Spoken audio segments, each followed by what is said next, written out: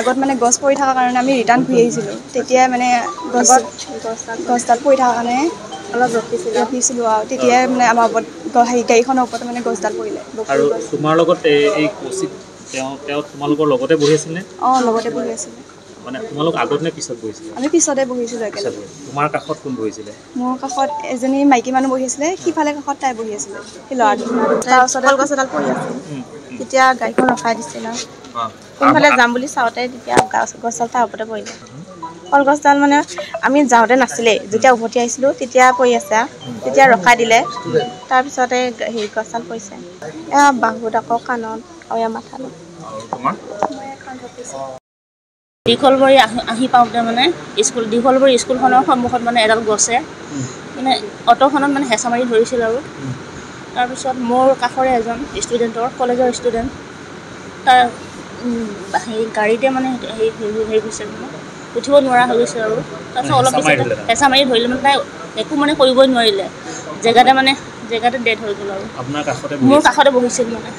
সেইকাৰণে ময়ো মানে বহুত কষ্ট পাইছোঁ আৰু মই মানে ওলাব যত্ন কৰিছিলোঁ, ওলাব নোৱাৰিলোঁ। তাৰপিছত বেলেগ গাঁৱৰ মানুহে আহি মোক টানি উলিয়াইছে। মানে আমি গমেই নাপালোঁ কি হেঁচা মাৰি ধৰিলে মানে একে যেনেকৈ হেঁচা মাৰি ধৰিছে মানে ইয়াত পিঠিত তেনেকৈ হৈছে মানে উশাহ ল'বই পৰা নাই, মানে যেনেকৈ উলিয়াবই মানে পৰা নাই আৰু কষ্ট মানে ইফালে ডিঙিৰ পৰা ইফালে গোটেই বাহুখনে কষ্ট পাইছোঁ আৰু পিঠিৰ ডিঙিফালে পিঠিৰ বুকুত আৰু এইখিনি কষ্ট পাইছোঁ আৰু বুকুত। তাৰপিছত কঁকালৰ এইখিনিত কষ্ট পাইছোঁ, মানে খোজকাঢ়িব পৰা নাই এতিয়া।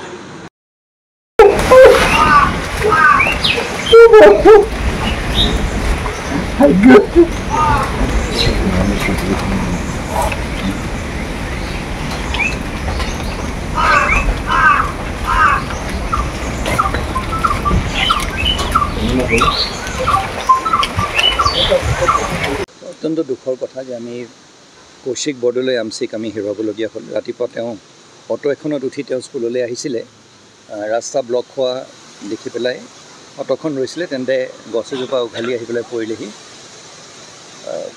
আমি শোকসন্তপ্ত পৰিয়াললৈ আমাৰ সমবেদনা জনাইছোঁ। আৰু আজিৰ দিনটোত মই কি ক'ম, অত্যন্ত দুখৰ কথা।